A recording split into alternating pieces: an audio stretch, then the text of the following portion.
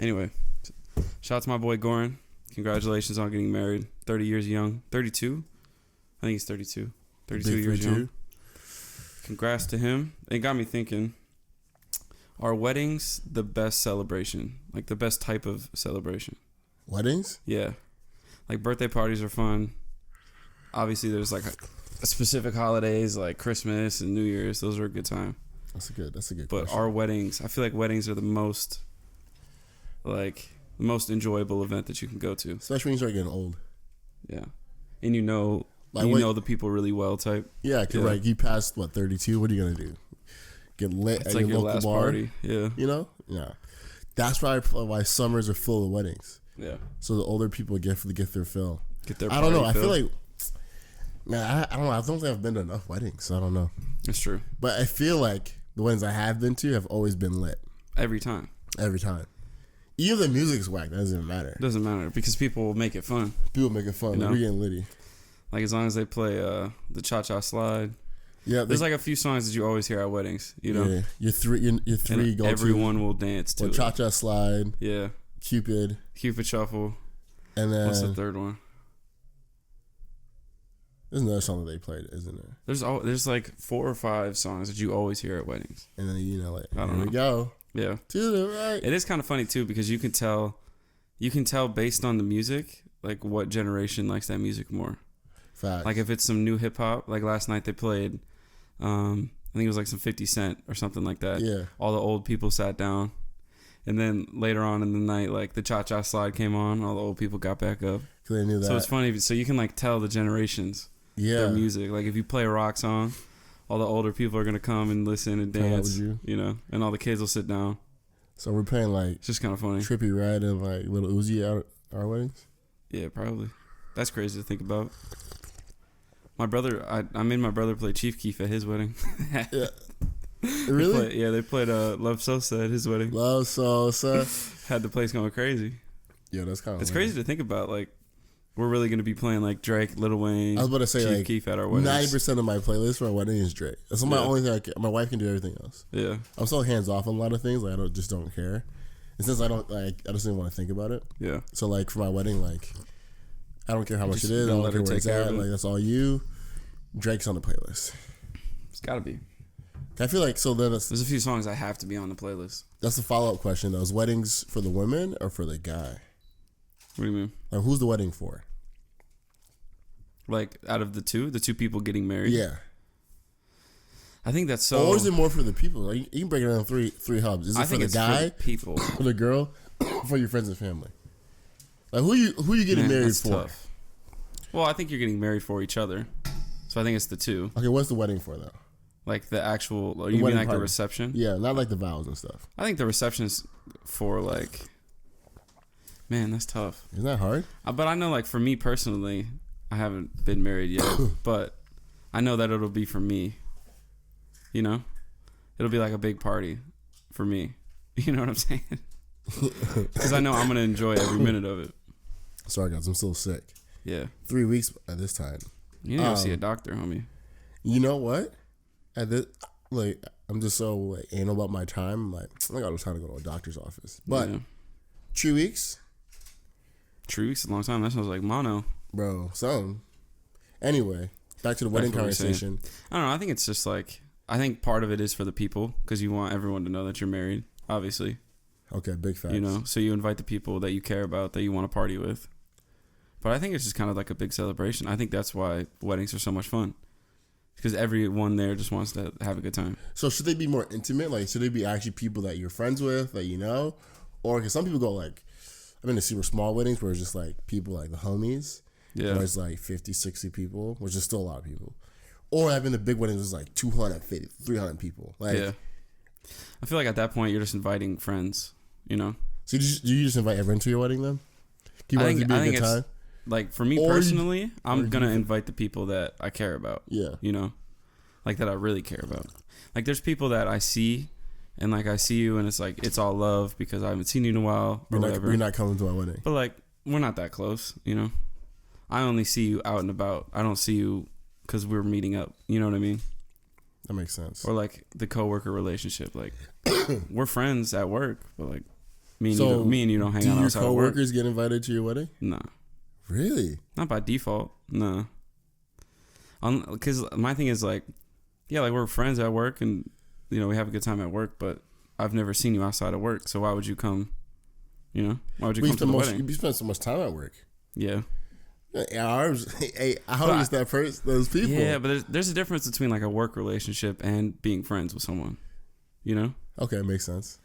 Because like, yeah. I never really had a job, so I don't really know, bro. Yeah. Let me speak on this one. Yeah, you speak on that. Yeah. So like you're around the same people 8 hours a day. Yeah. But the thing is that's not by choice. Mm-hmm. Like you don't get to choose who your coworkers are. That's your boss's choice. So it's not like you're hanging out with these people 8 hours a day and you get to choose. You go to work to make whatever needs to get done happen. Yeah. Like I go to work to do work. You just happen to be there and we're friends. You know what I mean? We can share a couple of commonalities, have a couple of jokes, and it's cool. It's an easy time. But it wasn't like that. We're like coworkers. We're not friends. No. That makes sense. Like I'm definitely friends with my coworkers. Yeah. But it's not like I'm hanging out with them outside of work. Definitely listening to this right now. I'm like, okay, so Sam's inviting me to the wedding? Yeah. Am I invited to your wedding? This is the biggest question. Of course. You just saying that just for the... You're going to be making the food. Oh, I'm catering? I already had a wedding. Yeah, have you done a wedding yet? Yeah, I've done a lot of weddings. Is it fun for you? Yeah. I mean... It's work, obviously. It's work. But... Yeah. Wait, so like I'm working for your wedding. No, I don't get to do that. I don't get to enjoy your wedding. I thought about it. It would be dope to have you cater, but at the same time, I want you there and like experiencing it. No, I just have people, that thought did go through my head. I'll just have people do it. Yeah. I'll probably be more anal though. I'm probably like, yo, you guys better execute. No, I think if I was to get married, I'd have some fun food. You know, like I don't like going to weddings and it's always like a little bit of pasta, some fancy stuff. Like I want to go to a wedding and we got like a taco bar. You know, like let me get a cereal bar. Let me pull up and eat some Fruity Pebbles. Yo, you know, that's actually a really good idea. Like let's have fun. I don't want everyone to be all uptight eating fancy. To my future wife, cereal bar. Dear future wife, we're gonna have the Fruity Pebbles Reese's Pieces on deck. Or that was a Reese's Puffs. Reese's Puffs. You know what? That was mine. So my cereal now is just so limited because like my parents made me eat organic cereal. So Special K and all that? No, not even Special K, bro. I only know the organic versions of like the bad cereals. So like Healthy O's. Yeah, like not Cheerios. Yeah, like what is a Cheerio, bro? I don't know. There's like this a brand called Enviro Kids or something, and they made some bomb cereals. So I feel like they copied like the whatever cereals are on the market, and then like there was like this like peanut butter and chocolate cereal, but it had like orangutans on it. What? The branding was really confusing. That's weird. I remember being a kid, like, I don't get why they made it like look like this, but bet. Not even appealing to kids at all. You know? But that was like my Reese's Puffs or whatever. Okay. You feel me? And then like... Have you become cultured since then? Like, tried the cereals? Yeah, you know do you know about Fruity Pebbles and all that? Yeah, so my first whatever semester I standard in college or whatever, I literally went on I just tried every single cereal. Oh, okay. Damn. That's a fun semester. And then regular milk, not organic milk. Is there a difference? Yeah, it's just a huge difference. Like you could taste it? Like yeah. I don't even drink milk these days, though, to be honest. I'm not even really a big milk guy. You know, like, because they paid like $1 billion for people to drink milk, right? Like, you're not even supposed to drink milk. They paid the food pyramid people to tell you that you needed it every day. Well, like, look at the argument. Like, the argument is, like, this has a lot of calcium. Well, duh, it's for a calf. like, it's not like, they never said, like, humans need, like, cow's milk.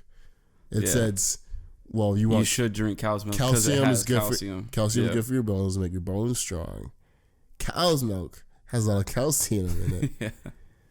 Here's a bottle of it if you like. Instead of just taking like a calcium pill. Yeah. But that's actually, weird. Like it's so weird. Like So let's get back to the cereal then. Give me your top 3 of all time. Of all time. Okay. We won't do an order. Snack Crackle Pop, Rice Krispies. Fire. I think this.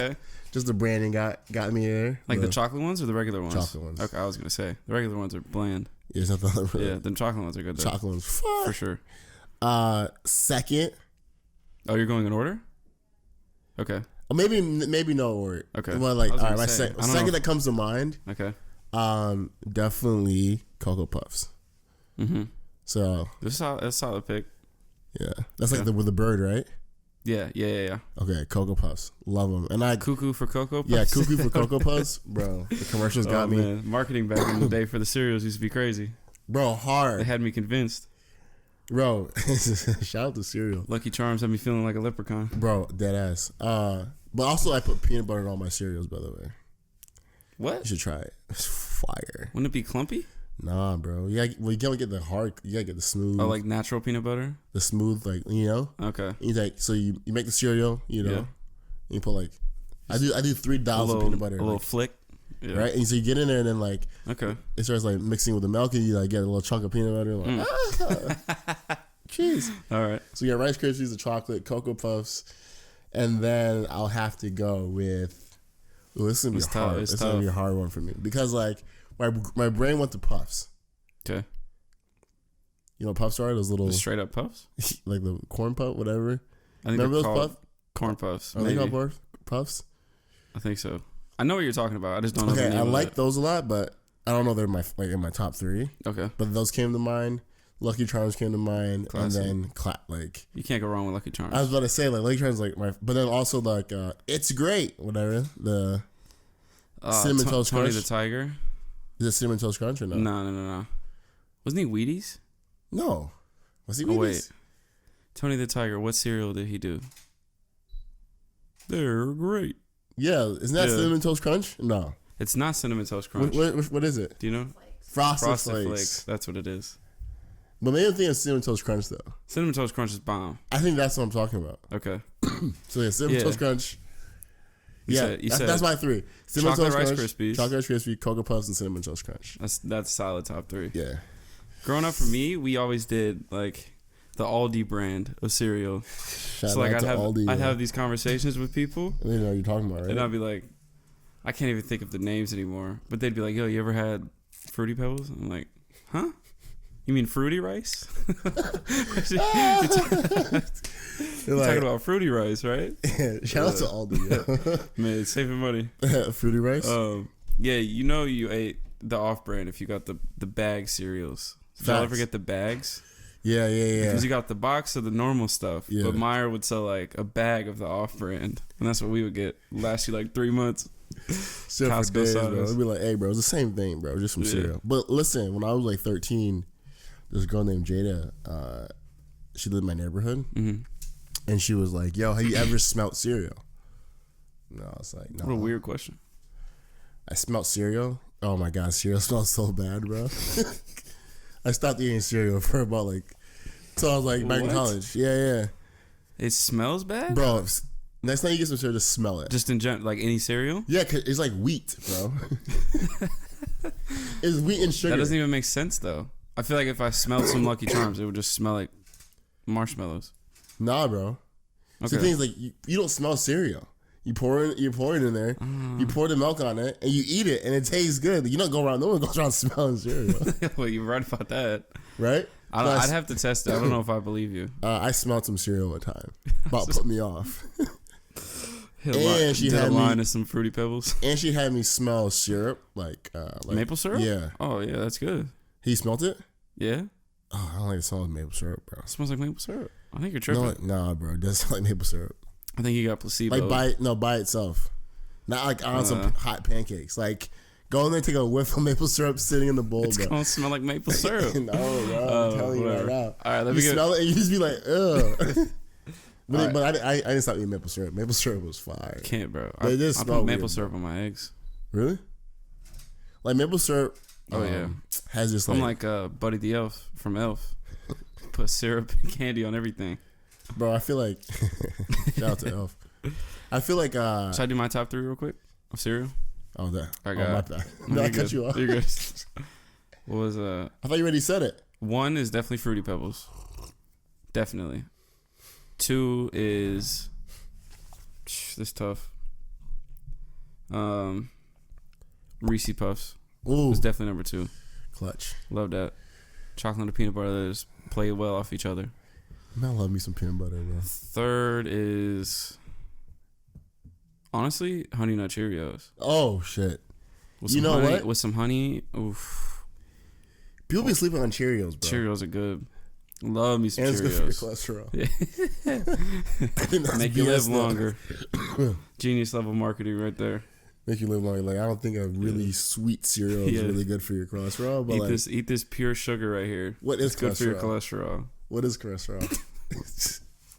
I think it's bones, isn't it? Nah, that sounds dumb. I take that back. I don't think it's bones. Is it good for your cholesterol? They just made that up. They probably could have made that up. I don't know. It's yeah, it's good for your cholesterol, but what about the 40 grams of sugar I'm bringing in right now? Is that good for me? I think.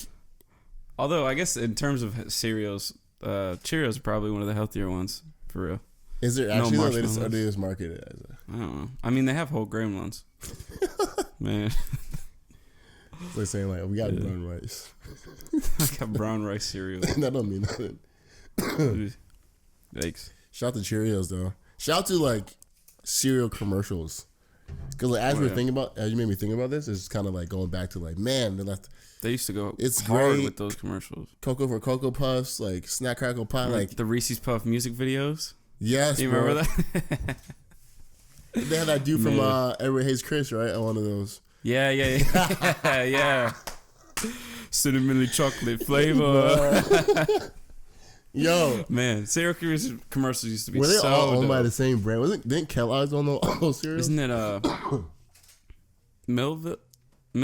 Isn't that? I don't know. I might be tripping. I mean, Kellogg's. I know Kellogg's owns a lot of them. Yeah, they own a lot of stuff in general. They're around here too, aren't they? Yeah, I think over 28th Street or Problem. I don't know. Whatever. They got some little factory by that old what do you call that? Those malls. You go by those malls. What are you talking about? Those not Motor Mall. Like the car dealerships? No, shout out the car dealerships though. No, but like those malls you buy like fake stuff from, bootleg stuff. There was a bootleg mall. I'm missing the name. I need to go there. What's up? It was like give me a Rolex. It was on like is that Division? No, it's off 28th. You talking about 28th Street Mega Mall? Is that what you're talking about? Mega malls, yeah. I've never been in that before. Have you? Bro, what? It's just a bunch of fake stuff. Report shit. My parents should bring me over there. I've never been there. Every time I go by it, it's closed. I would love to go in there though. I've always said that. You have to experience a Mega Mall.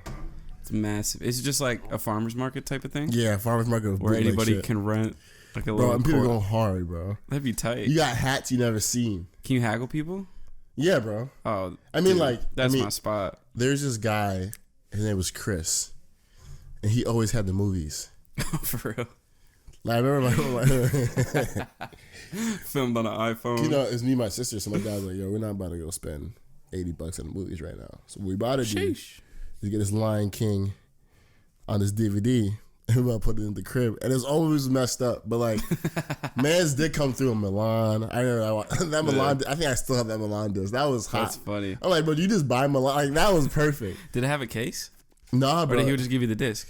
Bro, he'll give you the disc in like these like plastic sleeves. That's and right, Mulan. That was the only way to know what it was. Yeah, you like, I bet Spider-Man 2, Men in Black. Like that's funny. Bro, he was selling them for like $5, I think too. He was the hustle. That's funny, bro. Respect.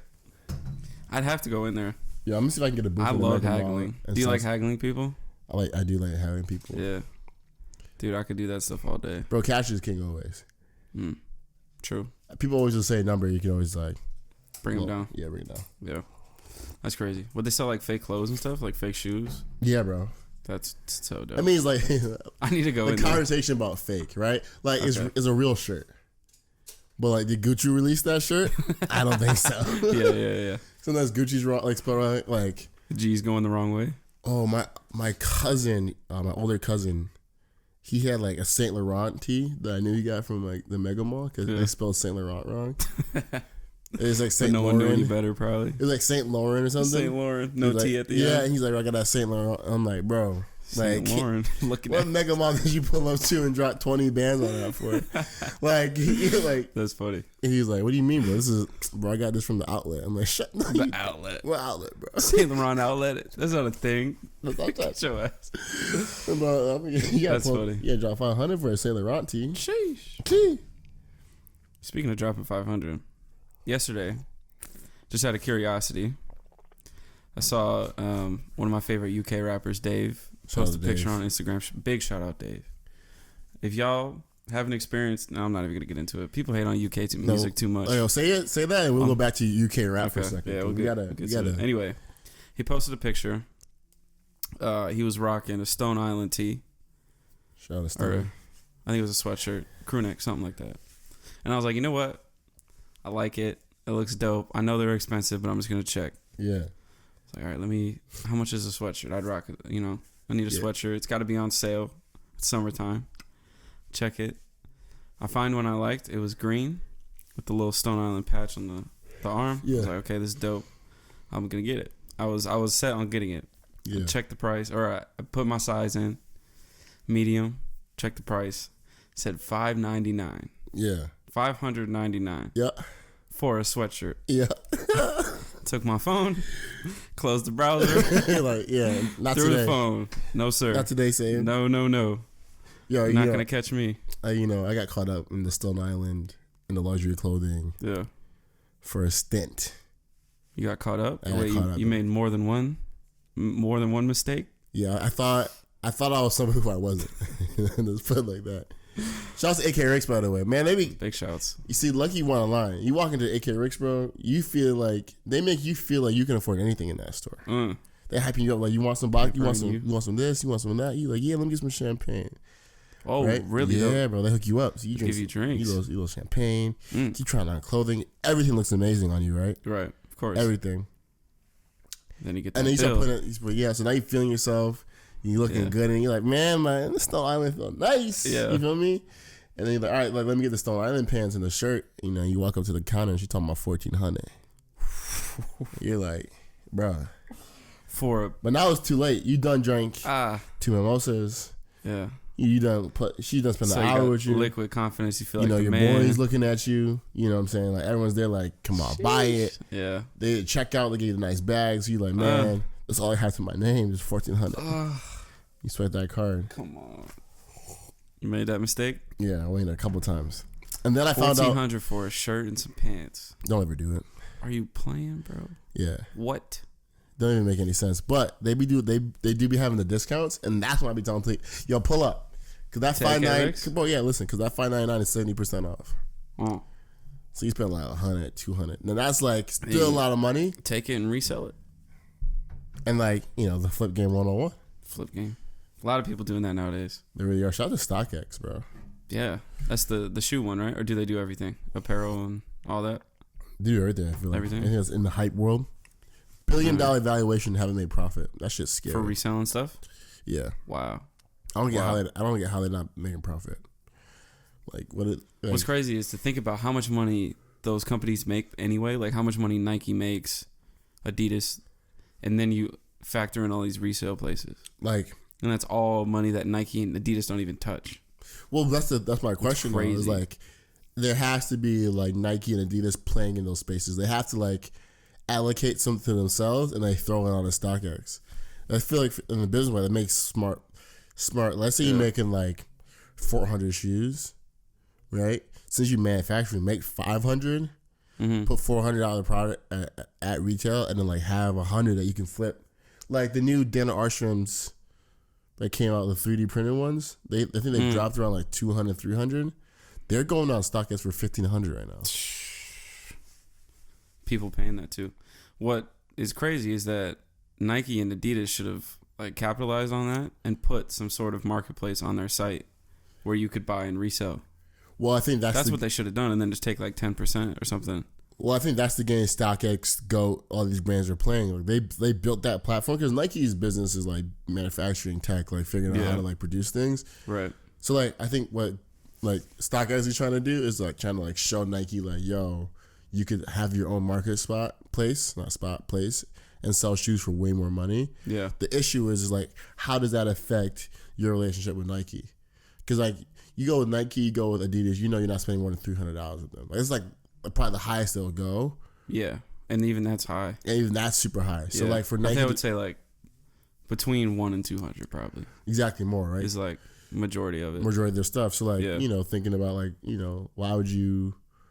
Nike's not Gucci. You know what I'm saying? Like Nike started dropping things for $1,500 off the gate. Can you imagine? That's those weird. resales would be like $3,000 to $4,000. Because even like the Off-White Johns that I be dropping with like, you know, Virgil, like they're not a lot of money like retail. Like they're straight 220, up. Yeah. The problem is they only make so many of them. Right. But the resale game, you know, that 275 becomes $15,000 real quick. Yeah. That's a crazy flip. And that people don't even see that. Like Nike doesn't even see that money. Yeah. And I feel like StockX is just gonna take out like Craigslist and stuff, and this like they should just sell like cars to like create like anything that's special. Mm-hmm. StockX has a really opportunity because people are just gonna graduate. Like that's true. People are gonna move on from shoes. Like what's that? Business is booming kid. I think it Ben Booming or something like that. Like the shoe kid. I guarantee that kid's like probably up 10 mil right now. Easily. And he's like 17. He's like 17, so now he can like start flipping like shit cars. Like he has a clientele. Like he has the people that like.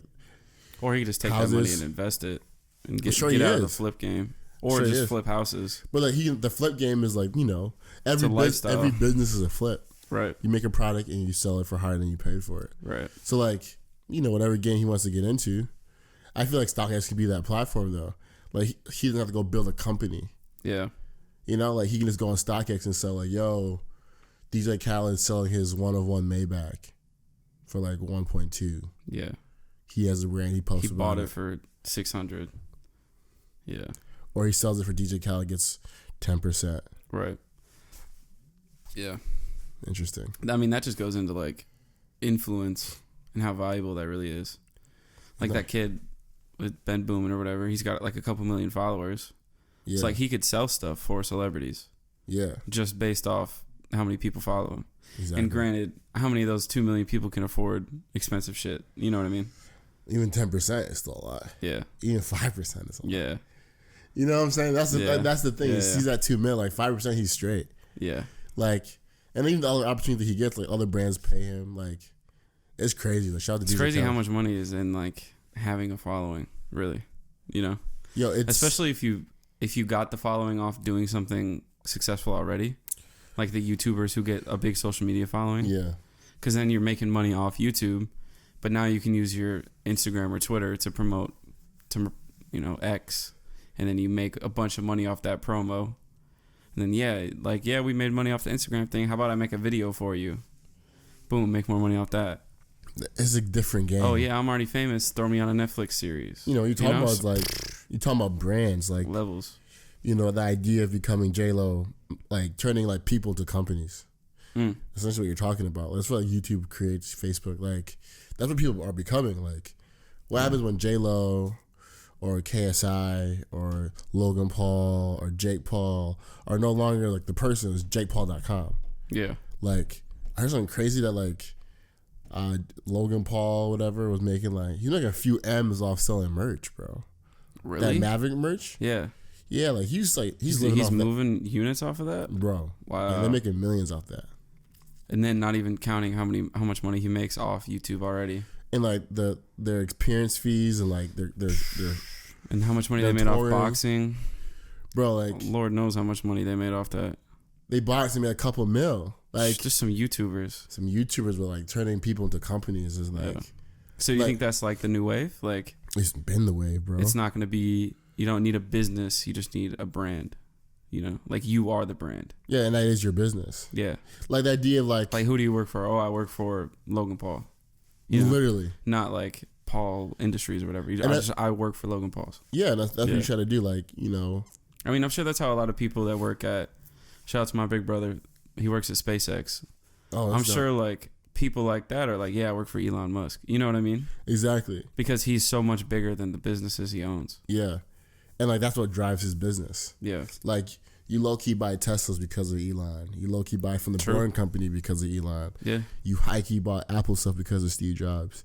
So like they like the way you monetize is the cool thing, right? Is like I'm somebody who would probably like want to build a product and sell it. Just 'cause I feel like there's no cap. Like, you know what I'm saying? Like selling products? Like building a product and selling it off your brand. Yeah. Like being Steve Jobs and creating Apple. Like there's no cap. Mm-hmm. I feel like there's like a certain cap, and like doesn't mean like you still can't make a lot of money, but like there's a certain cap you can hit to before like this kind of gets annoying to your fans. Mm-hmm. But there's ways I feel to get around it. Like, you know, how can you drop an album, drop a movie, drop a fragrance, all with the same name? Yeah.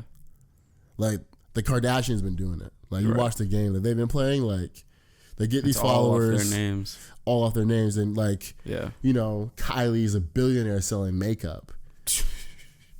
And even that, like, it's Kylie Cosmetics. Like, that's her name. That's her name. Right. Like, and like what happened is like, you know, what I'm trying to get into is like being able to create those white label brands. Mm-hmm. Like, that's just like literally like some cosmetic company was like, we'll give you 80%. We have the manufacturing, we have the expert, just throw your name on it. Yeah.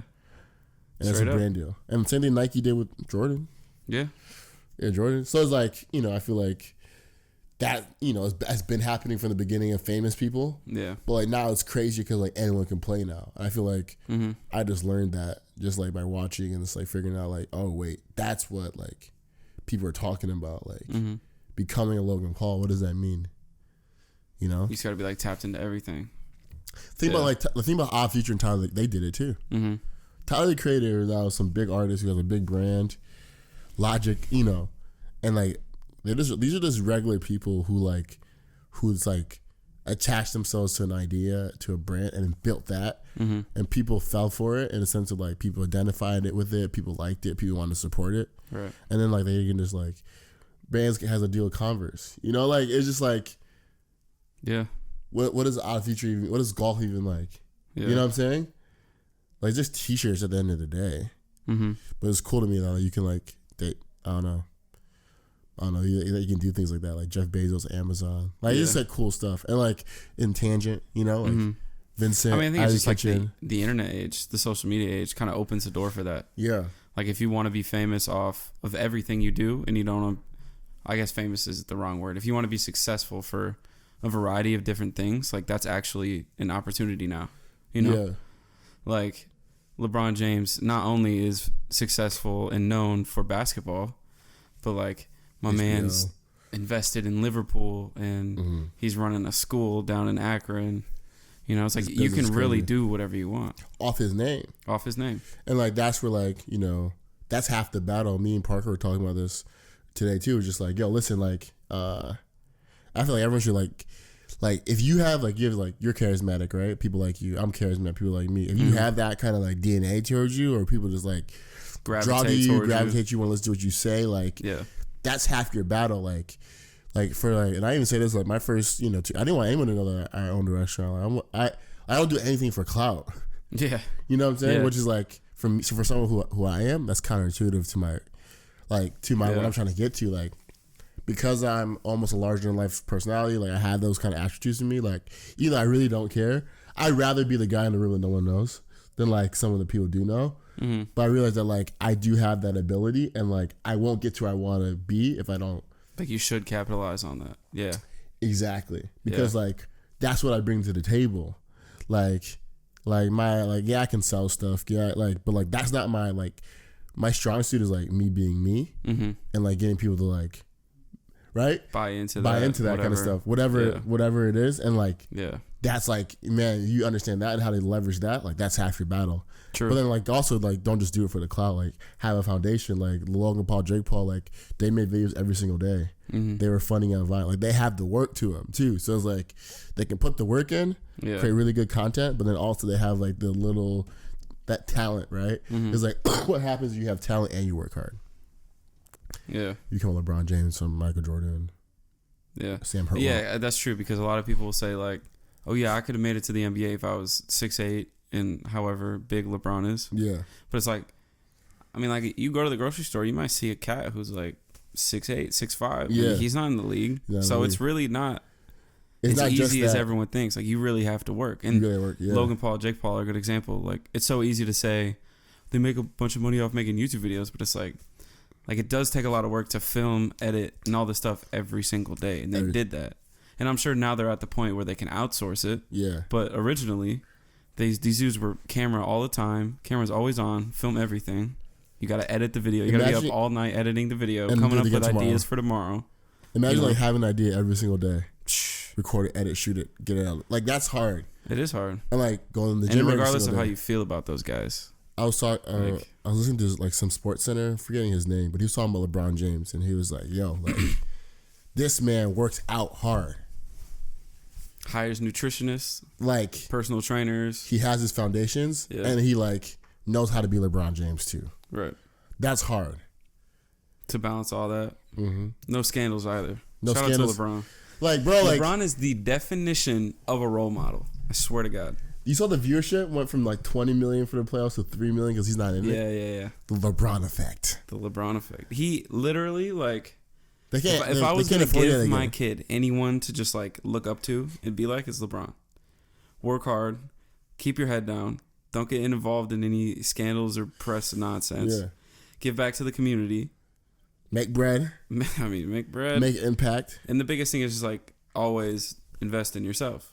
I was listening to, I forget what athlete, but some guy was talking about how it was another basketball player, and he was saying LeBron invests like $1 million a year in personal trainers, nutritionists, coaches, and it's like, dang, so like he made it to that level, and he's still having to bring in help and invest in himself to maintain that.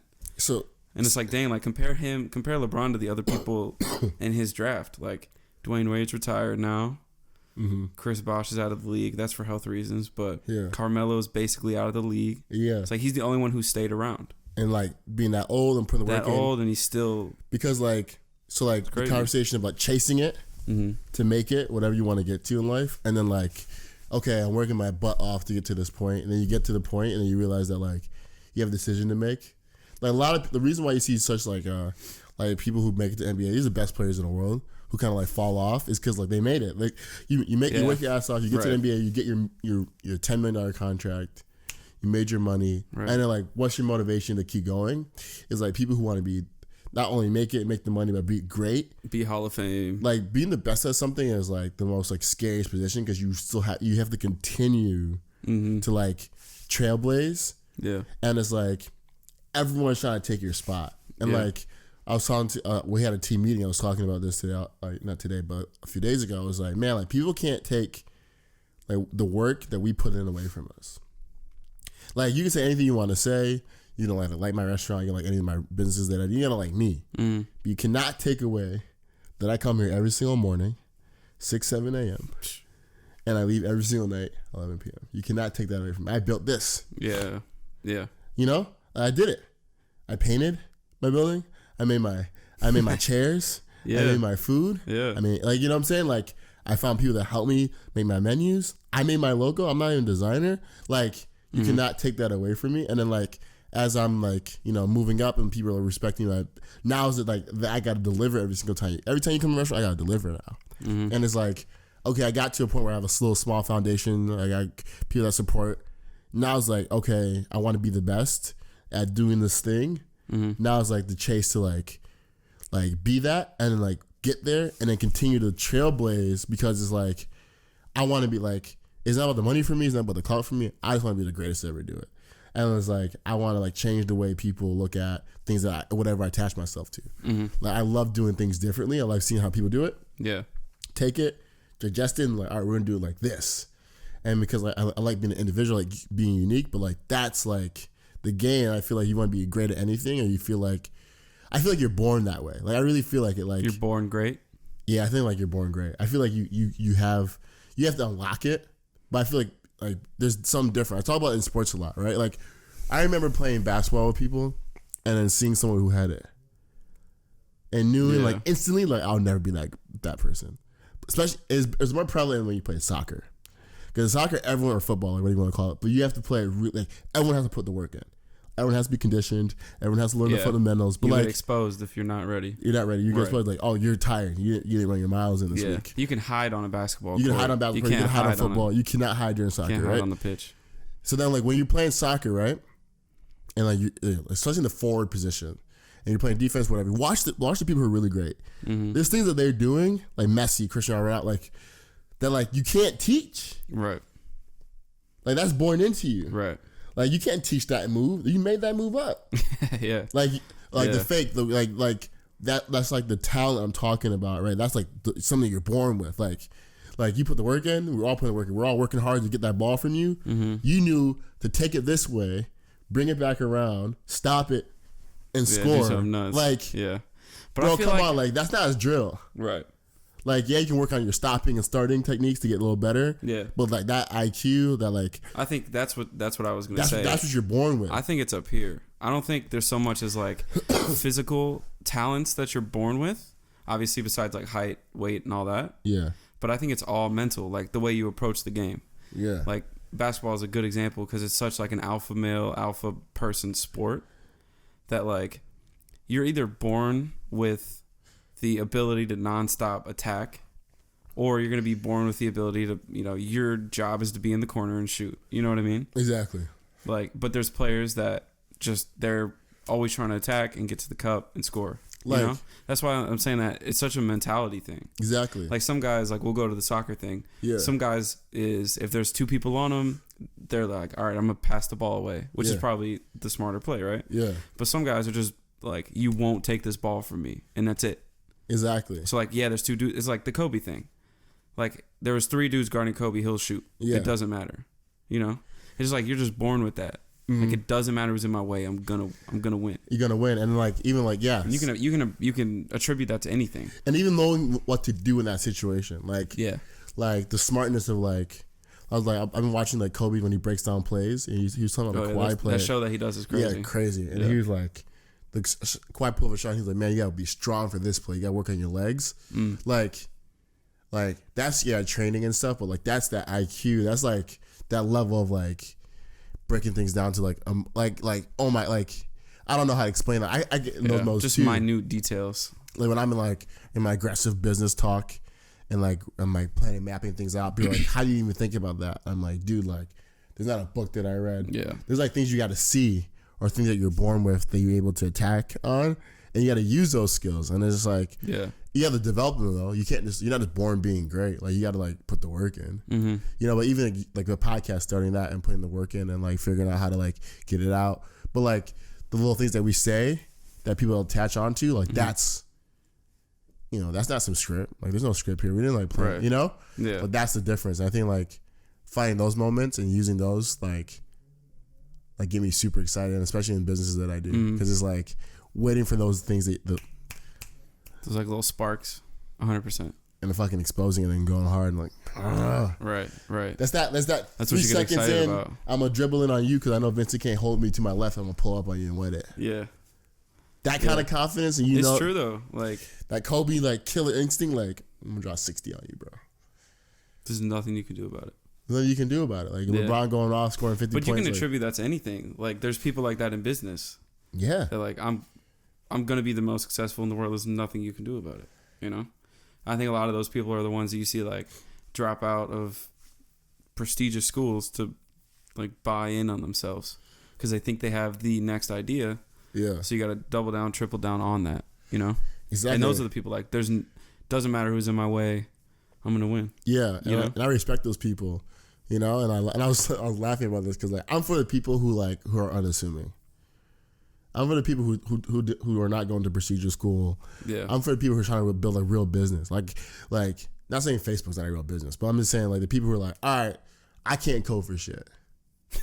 You know what I'm saying? Yeah. And like, I don't have some like, I'm not Elon Musk, you know what I'm saying? But like, man, do I know how to make a good sandwich? Mm-hmm. Man, do I know how to clean a car really well? And like being a champion for those people, be like, all right, today you're just like a little detailer. Tomorrow you have the, you own the shop, And then by next Wednesday, what I'm saying? You're opening up the second store. And it's like those are the people I'm like, okay, let's go back to like when I what do I do every single day, bro? Like. I clean toilets and give people like good food. Like, I'm not like some people wouldn't get passionate about that. No, because everyone's chasing this like I want to be a stock addicts, which is dope. And those people are crazy and they're smart and like crazy that they got to that point. And I congratulate them. They're not different, but like we need to bring back the champion. Because I remember when I was telling people I was being an entrepreneur, and all my smart friends were like, "Vince, you're not smart." I'm like, "What does smart got to do with it?" Yeah. You know what I'm saying? Yeah. But they were looking at what the world was telling them, like, yo, you gotta be some Ivy League dropout, 4.0 student to run a business. And like get investment like that. So like all these smart kids going to Princeton and like, yeah, I got, you know, all these MIT kids. I'm just like, yeah, not me. I'm not that smart. Just a kid from Grand Rapids. A kid from Grand Rapids has an idea, and like, but my relentless is not to give up. And like me knowing that I was born with something, that like, yo, I've been saying this shit since I was like an infant. Yeah. Like, you're just smart. Good for you. You know what I'm saying? It's better what you're chasing too, like chasing money or whatever. Yeah. I mean, that's why I feel like it's so important to listen to yourself when it comes to what you want to do. Because, like, going back to what you said, like, the world will tell you have to go to college, you have to go to some crazy school, you have to get above a 3.5, and you might need your master's at this point. Yeah. Maybe the PhD. But it's like, is that really what you want to do? Like, will you really feel fulfillment out of working in business the rest of your life? Or is that calling to be an artist or make music? Like, are you going to regret not pursuing that at some point? Exactly. So that's why I feel like majority of us, I think everybody actually, is born with something special. Either an interest that they just love to death, or they're born with some talent. And it's just like, you need to find that and pursue it. And do what you love. I don't want to put words in anybody's mouth, but I think it's Peter Thiel.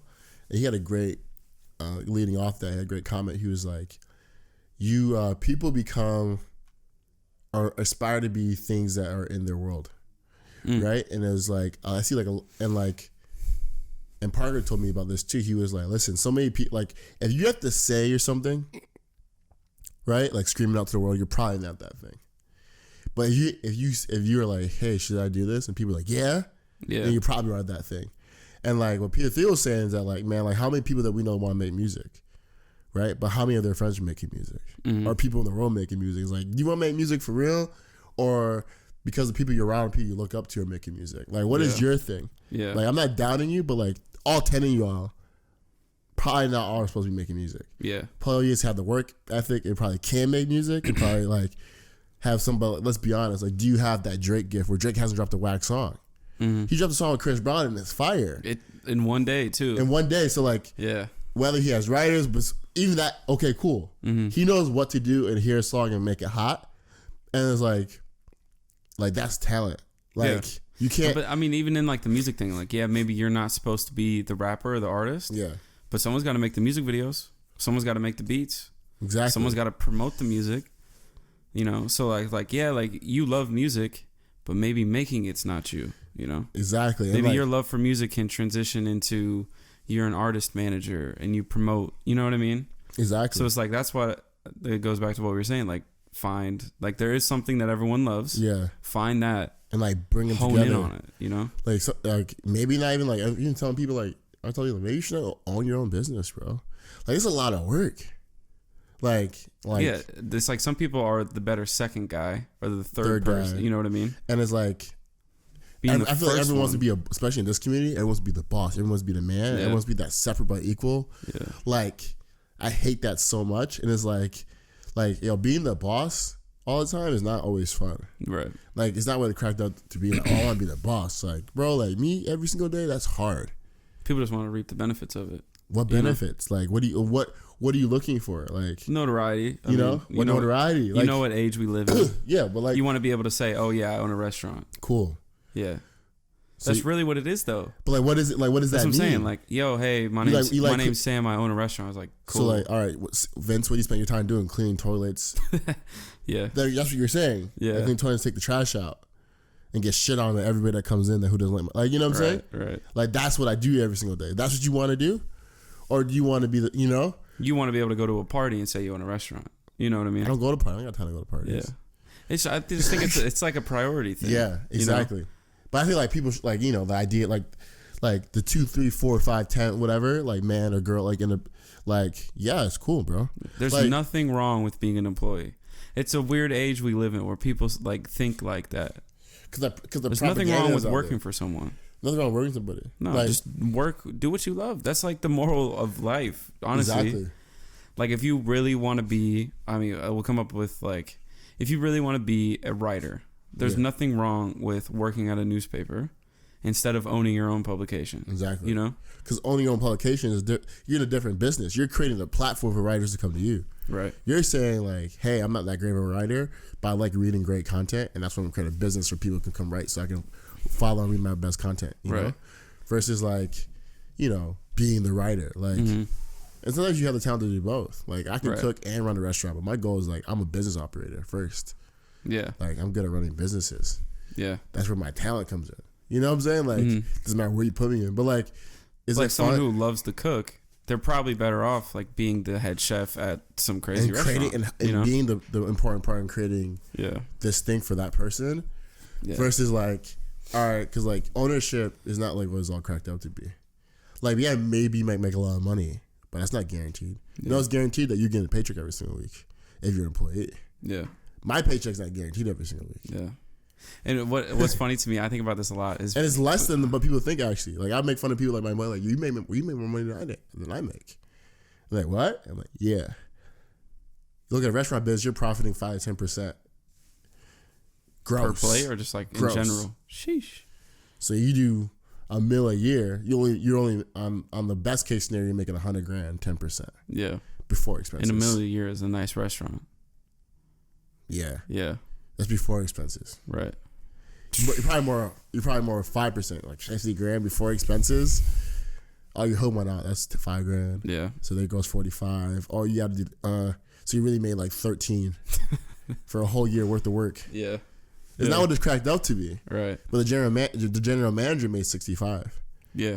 You know what I'm saying? And like that's why I'm keep telling people like it's not what like being the man or being the girl is not what you think it is. And like when things go bad, that's when people kill themselves, bro. You know how much pressure is on my back every single day? I'm sick. I don't get any days off. I've been working every single day. Yeah. I don't get a sick day. Right. I gotta push through. And that's just expected of you. Yeah. What's funny to me, I think about this a lot, is people who they'll be like, I want to run a business or whatever. That 9 to 5 life's not for me. But it's like, man, like running a business, it's not, you're right, it's not 9 to 5. It's 7 a.m. to 10 p.m. Yeah. Like, it's 24 hours. So does that 9 to 5 really sound too bad, you know? And they're capping, bro. Yeah. This 9 to 5 ain't for me. 9 to 5 is not for me. So that 7 a.m. to 10 p.m. that's what you want to do? I'm a believer. You can't go 100% in your 40-hour, 50-hour work week. You cannot go 100% in your own thing. Yeah. You just don't know what it takes.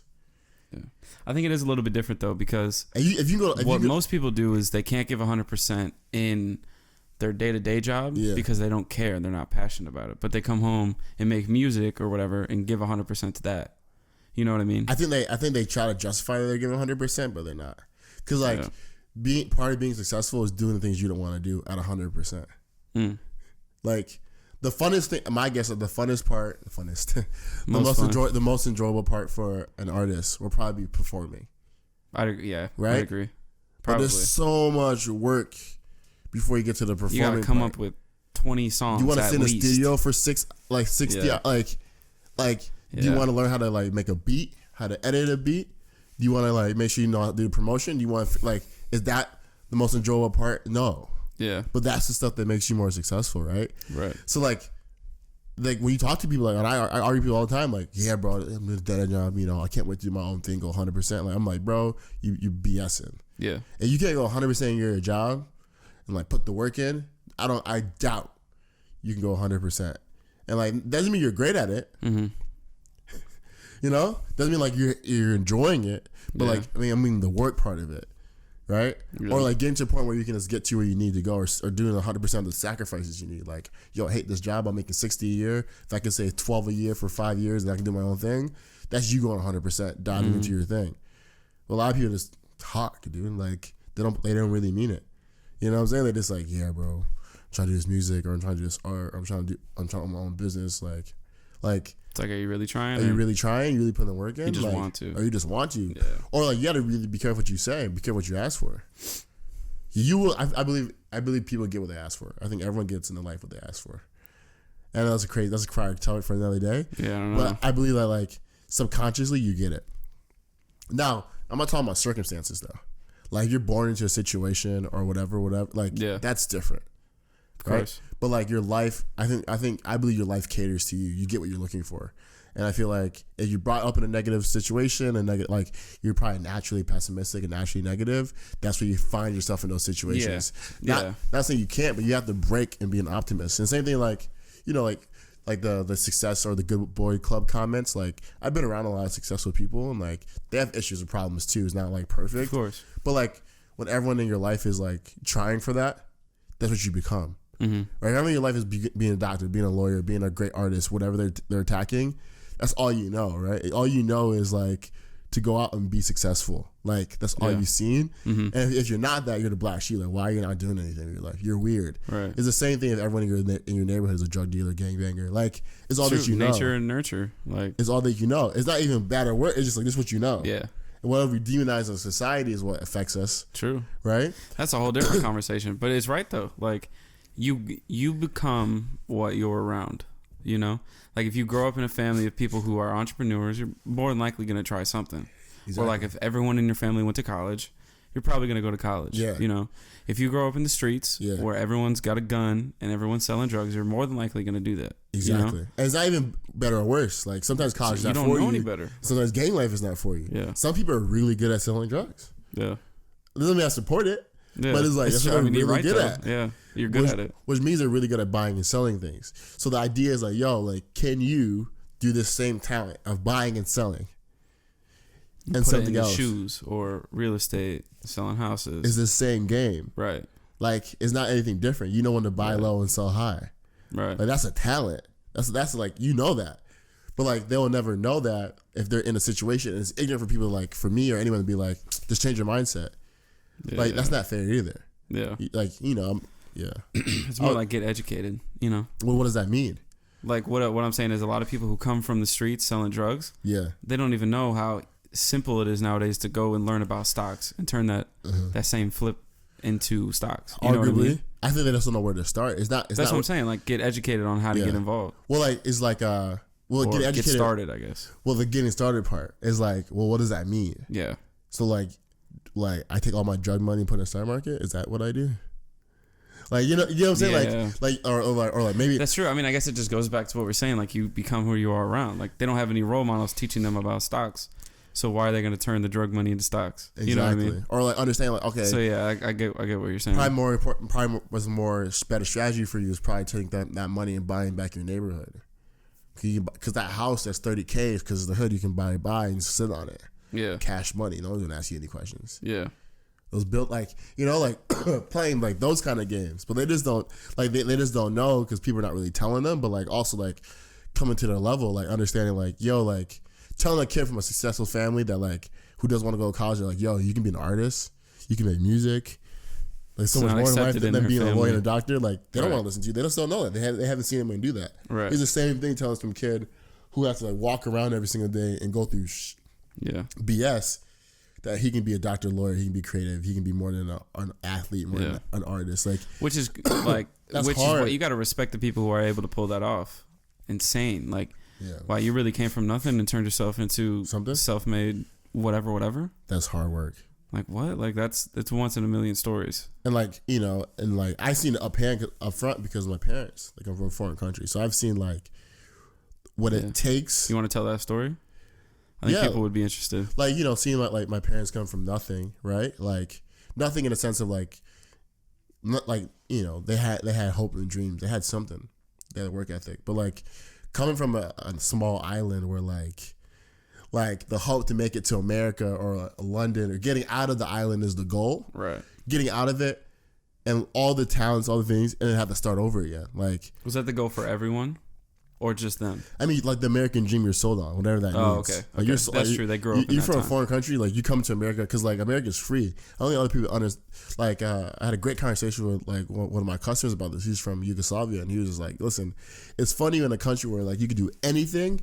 People have these imaginary chains on them. Where you can do anything in America, people do nothing.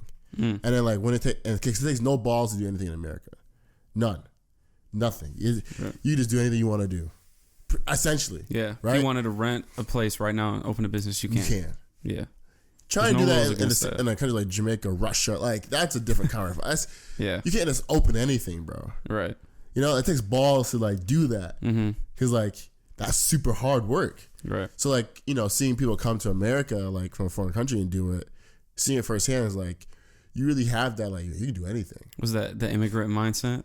Yeah, bro. It's a real thing. It's a real thing. Yeah. It's like, bro, listen, like. Because you came here to become something. To become something. So it's like, no matter who's in my way, I'm going to become something. And I know who I am. I know where my family comes from. I know, I have purpose. Right. Like, it's not about the material things. It's not about the car and the house. Those things are nice, but, like, you know where you're from and you know who you are. People can't take that away from you. So when you know who you are and where you're from, the work part is easy, bro. It's easy for me to work 100 hours a week. Yeah. That's not hard, bro.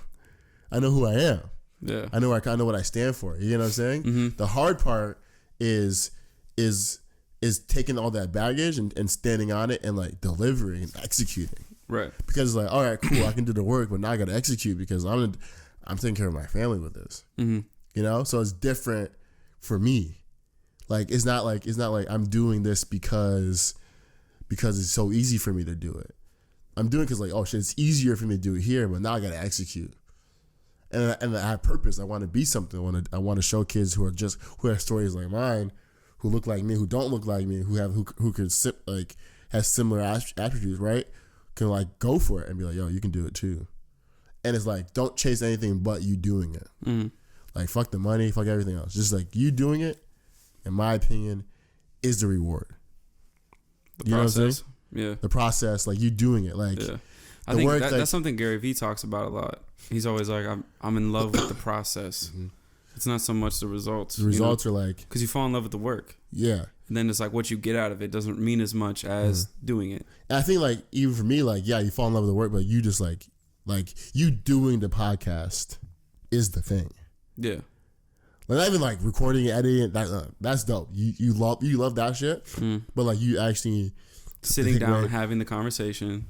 You doing it. Right. Like, and then you doing it, from you working it, from you paying for your life. That's the reward, bro. And people don't get that. Like, that's what an entrepreneur is. Like, in my mind, you're a creator of something that wasn't there before. Right. You create something that you get to do.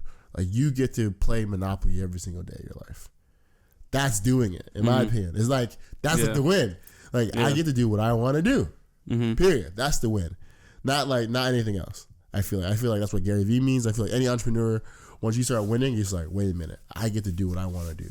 So that means if I want to go buy a Lamborghini, I can. I want to go buy a big house, I can. Yeah. If I don't want to do any of those things, I don't have to. If I want to sleep in, I can. You know what I'm saying? But like that's the game. Like, you doing it, you having a podcast, me having a restaurant. Yeah. Like, that's the win. Then me having 2, me having 5. You getting we going from 1 viewer to 10 viewers to 1 million views to 1 billion views. Like, that's like that's the point. Yeah. If you're not doing it for that, if you're not doing it for any, like, then, like, what doing it for a car doesn't make any sense. Right. You know what I'm saying? Yeah. I feel people waste their time so much. Point. Like, it's all about, what's the point? Because what about that? That just goes into, like, what motivates you, you know? Because I think truly some people are motivated by materialism and physical things. Yeah. But I think it's just so case by case. I would say that, like, people who never do anything are motivated by the physical things because they want to make it look like they're doing something. Yeah. You know? But the people who are actually making a difference and actually bringing in a lot of money or whatever, those aren't the people buying all these physical things, like these expensive bags, expensive cars. It goes back to, I saw this picture a long time ago. It was 2 up-and-coming rappers and then Lil Wayne at a club, and they took a picture. Yeah. Lil Wayne had no jewelry on, no rings, no expensive clothes on. Yeah. But these up-and-coming rappers had, like, 10 chains on, 2 watches, you know? So, and it's like, well, Lil Wayne's, like, 20 times as wealthy as these dudes. Yeah. But it's like, because it's like, it's all about what motivates you. Yeah, you know? And what was shown with the propaganda, like, that was what rappers did. Yeah. They bought the chains. Because you had to look the part. You had to sell the dream. So what is looking the part? Yeah. Right? Like, the dream is them being a rapper, bro. Yeah. Them getting to do that that's not saying you know this, but, like, for people listening, like, that's the dream. Lil Wayne's dream was to be a rapper. After he bought all the things, he realized, like, yo, my dream was to be a rapper, have fans, and do this thing every single day of my life. Yeah. It wasn't to have expensive cars and get jewelry. That's why you never see Jay-Z with crazy amount of chains on. And my man just hit 1 billion. Shout out to Jay-Z, by the way. Hitting that Billy. Congrats. Well, that's the First game. hip hop. You get what I'm saying? Yeah. That's what you do it for. You do it like, I think he looks back at his life, he's like, yo, I get to do whatever I want to do. Yeah. And I wanted to be a rapper. I get to make music for a living. All these things. The money is cool. Like, I guess at this point he's a businessman by a living. Businessman. He's not really a rapper. He put his on game. He's like, I'm not a businessman. I'm a businessman. Like, that's what he's talking about. I'm like, oh. Yeah. At first I got like, oh, that's a dope line. I got it. But no, now I'm getting it. Like, him himself is a business. Him himself has. I mean, that's full circle what we just talked about earlier. He made a brand off of himself. And gets to live off. He gets to be Jay-Z. Yeah. That's what he gets paid for. To be Jay-Z. Yeah. Whatever that means. I guarantee when he walks into a business meeting, they say, hey, Jay, you know. He brought the Brooklyn Nets to Brooklyn. He gentrified his neighborhood. Because he was Jay-Z. Yeah. He turned himself into a business. He turned himself to a piece. Like, he became the globe, bro. That's the stuff that, to me, that's, like, interesting. Like, that's the stuff that, like, that's the stuff you fight for. Even, like, the Gary Vee, bro. Like, but he's killing it right now. He became, his company is winning because he's Gary Vee, bro. Yeah. Period. That's true. Like, would his marketing agency be successful without him pushing it, you know? Yeah. But, like, what is he playing for? Right. You know what I'm saying? Right. He wants to be, like, I guarantee he wants to be the greatest at something. Yeah. Right? He wants to own the Jets. He wants to own the Jets. Talks about that a lot. Yeah. The money thing is, like, the easy thing for entrepreneurs, bro. Yeah. You can figure out how much money you need to make. Yeah. That's not hard. Like, yeah. I need to sell 10 apples every single day. I need to get 100 customers in every single day. Like, and that'll get you that's not the game, bro. Yeah. You know? Yeah. The game is him actually doing it every single day. Him getting to get 100 customers every single day. Yeah. That's the fun part. We should probably move on before we talk about business the whole time. Okay. That was good, though. Big facts. But one thing I've been thinking about lately is, do you think, obviously rap is the #1 category in music right now. Yeah. Has been for a while. What do you think the next on top genre is? Because to me, country's coming back.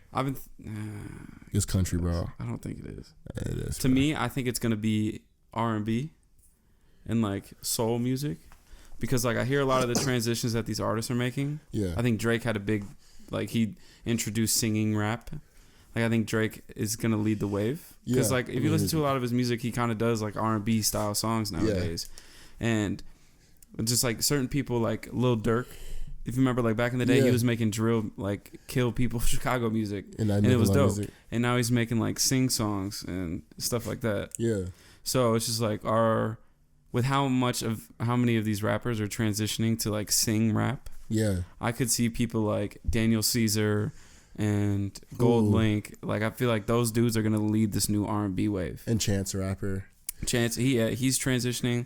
Obviously, Childish Gambino, he kind of transitioned into R&B and soul. I feel like so it's like, is there gonna be this big resurgence of R&B music? Well, I feel like there's maybe.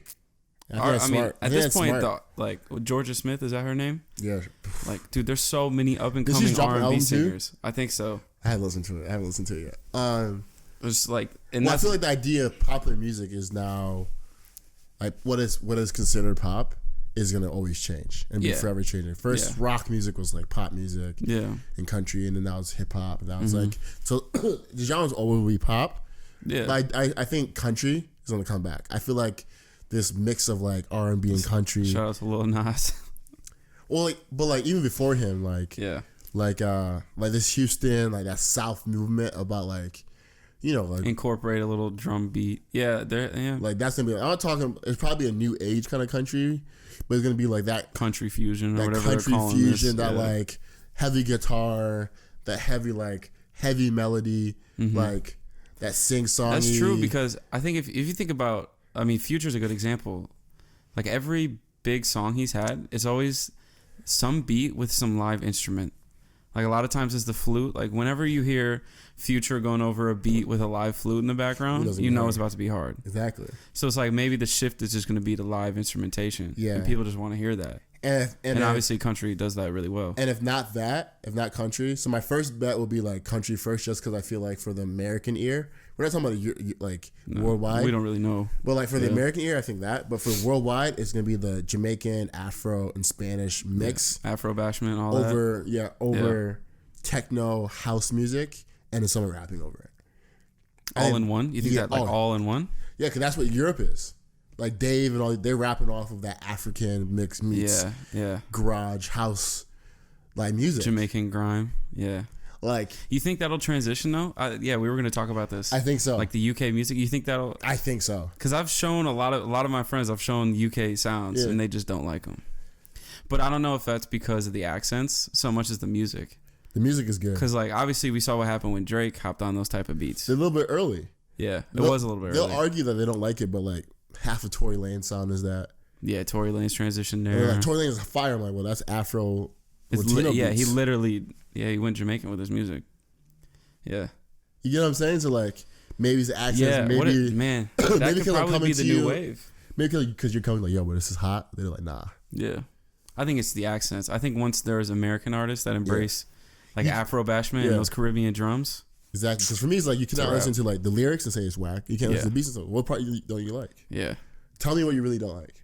I guarantee they would just say the accents. Like I just can't listen to it because they're English. You know? They're spinning bars though. Their English is proper. Yeah.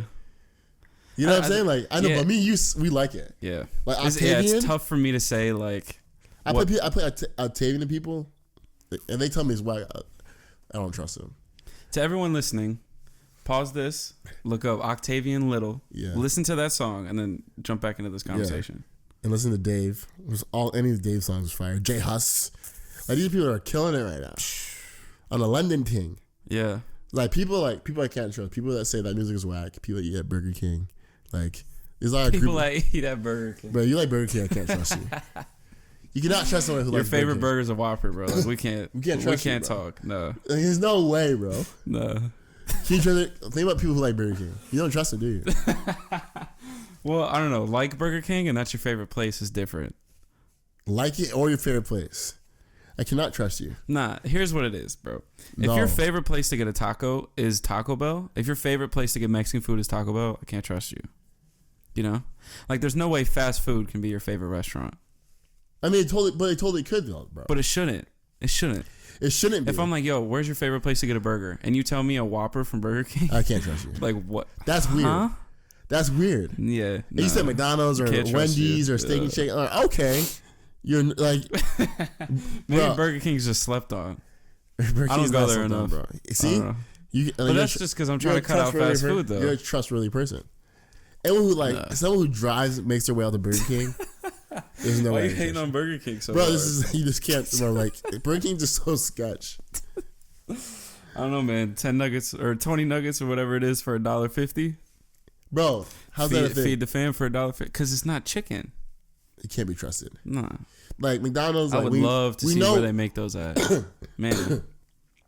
Let's get the Burger King documentary. Okay, exactly. I want to see where they're making these McDonald's nuggets came out. They gave us fake food. It's really bad for you. We know. Yeah. We still go. They haven't said anything about Burger King yet, and I can't trust it. I want to see the plant they're making these $1.50 nuggets at. Come on now. Let me see the chickens. Have you tried a Whopper before? It's not good. Fun fact, I tried it for the first time like a month ago. Was it good? I'm not going to lie. Yeah, it was good, bro. You liked it? It was good. Yeah. But I can't trust you. If I was to look you in the eye and tell you it's the best burger I've ever had, I'd be lying. Well, you liked it? I enjoyed it. Yeah. It's fast food though. That fake flame burger taste you like? Tastes like junk food. Junk food's comfort food sometimes, man. I think you're hating too much. I don't know. I can't trust the fries. I've been to Burger King 3 times my whole life. Is it just Burger King? That's the only fast food place? Yeah, you eat Burger King, I can't trust you. You know what's slept on? Arby's. People don't give Arby's enough credit. I haven't been to Arby's. You haven't been to? No. They have dollar sliders, like little mini sandwiches. Yeah. They got these buffalo chicken ones. They got onion rings. See, I haven't been to Arby's is slept on. See, I let Arby's live because the Arby's is in that. Okay, cool. Yeah. I don't know. I just don't trust Burger King, though. I think it's Burger King. You're a restaurant owner talking about fast food. Your opinion doesn't count. You're too fancy. No, let me tell you about the regular people. Bro, listen, I'll pull up to McDonald's right now or a Wendy's or Chick-fil-A. Is that your favorite fast food place? McDonald's? Yo, yeah, top 5. Top 5. I can't even name 5 fast food places. It's only 4. All right, you want to do a top 3 fast food? Okay, yeah. All right, we'll top 3 favorite all-time fast food. All right. In order? Is it in order? Yeah. Do in order. All right, number 1 is McDonald's for me. Okay. I think a lot of people would say that. For me, it's like if it's late night, I'm drunk, I'm with my whatever. Yeah. Take me to McDonald's, bro. Not driving though. Not driving, but take me to McDonald's. Yeah. Give me what you getting? Let me hear the McDonald's order. I'm getting my quarter pounder, a Sprite, quarter pounder with and cheese. a fry. McDonald's Sprite hits different. Bro, that's what I'm talking about. People bro. don't know about McDonald's Sprite. It's just something McDonald's Sprite, bro. That's not Sprite. Whatever it is. McDonald's Sprite. Yeah. I feel like McDonald's got like so big, like, yo, we have the exclusive right to the real Sprite. Yeah. Even Sprite getting a can. But if they did though, I feel like they would market it. You know? No, they just have it. They don't have it's to just like unspoken that just everyone knows their Sprite's better. Yeah. All right, so you got McDonald's number 1. Number 2, Chick-fil-A. Chick-fil-A counts as fast food? Yeah. It's an elevated fast food. I feel like it's a little upgrade. No, it's so fast food. Okay. It's got drive I guess it is. Yeah. Order takes 2 and minutes. Number two because is it really fast food? Part 1. So like number 2 because of that, and number 2 because like the food's really good in service. It would be on top of McDonald's, but it's not the OG fast food. Yeah. It's like the better option. Yeah. And I love Chick-fil-A for that. Their waffle fries, fire. Their lemonade, fire. I think spicy chicken sandwich. Oh fire. My god! The day they make a buffalo chicken sandwich, where they dip that chicken breast in buffalo, that's the day I go there every day. Hands down. Okay, so they need to embrace the spice over there a little bit. They got to. Yeah. All right, and then number 3, all time favorite fast food spots. You know, I was gonna say Wendy's. Okay. I was gonna say Wendy's. I love me some Wendy's, bro. Really? I'm not a Wendy's guy. I love me some Wendy's. Their chili's bomb though. All right. And then I was to Steak and Shake just because EK, go back to like high school memories. Pulling up at Steak and Shake, everyone's got a few Steak and Shake memories. Steak and Shake was hitting different. You know, that I thought about my Taco Bell because, you know, that Crunchwrap Supreme. You can't go wrong with Taco Bell, dog. And that's why number 3 is Taco Bell for me. Number 3 is because it's got to be in the top 3 at least. It's because it's like that Crunchwrap Supreme, everything. The quesadillas. Every week they come out with some new banger. New stuff. Yep. You know, and know it's not like Taco Bell does a good job of like reinventing their menu. It's like every 2 weeks they come out with something new and it's good. That blazing sauce from Taco Bell is. All right, number 1 for me. Yeah, I'm gonna go backwards. Okay, I'm gonna go backwards. Number 3 is Chick-fil-A. Okay, and that's like very recent. I used to not be that big on Chick-fil-A. Yeah, but very recently I started going there more and more, and I was like, wow, man, they're always so nice. They make me feel like a king, bro. My pleasure. My pleasure. Even the way they take your change is just like, and they don't judge you for ordering too much food. They really don't. That's my favorite thing. They encourage you to order more. Like they don't get attitude if you give them a long order. No, they don't. Like, oh yeah, that's it. That's it. Only $25 for one person. That's it. That's it. Like yeah. You know what? Something light today. You know what? You being nice. Let me get a milkshake. Yeah, Chick-fil-A number 3. Okay. Number 2 is KFC count as fast food? Oh yes, I forgot my KFC. But all right, I'll say this: Popeye's fried chicken is better, in my opinion, than KFC's. I agree. But so there's something about KFC. KFC famous bowls.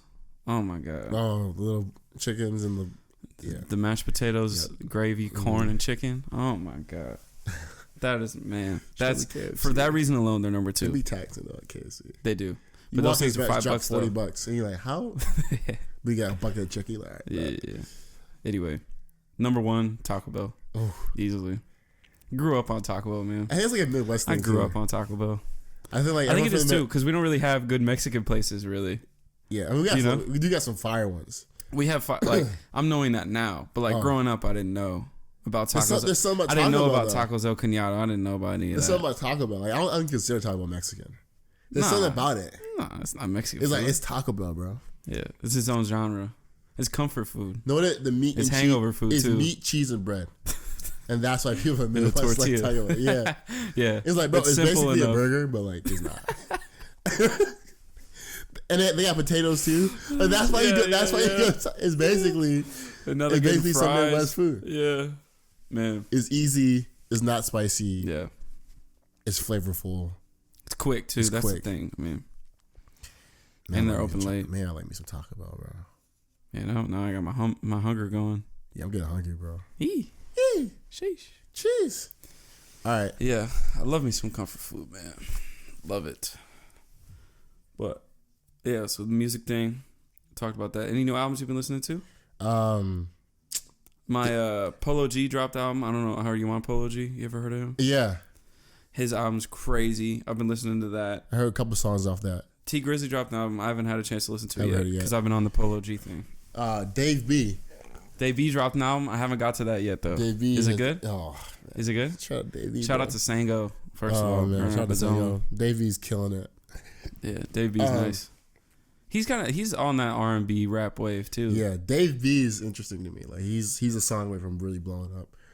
Do people know about him yet? No. Some people know about him. A lot of people don't know about him. Not yet. He reminds me of Drake, where I don't feel like he's dropped the wax song yet. Really? I feel like he takes his music that serious. Like every song is a good song. In the sense that like the people can relate to it and like, it's not doing too much.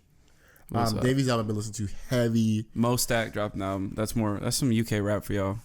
Listen to Mo Stack's album. I haven't listened to it yet. I just started listening to it today. It's pretty good. So far, a lot of Gold Link singles. I know it's not an album, but I like his Zulu Screams. That's fire. Yeah, it's like music season. Everyone right now is competing for that like summer album, song of the year. Chris Brown and Drake dropped a song. We talked about that a minute ago, but that's probably Future's album. Future's out. Yeah, I hated it. I liked 2 songs off of it. One song. Man, Future's been letting me down, man.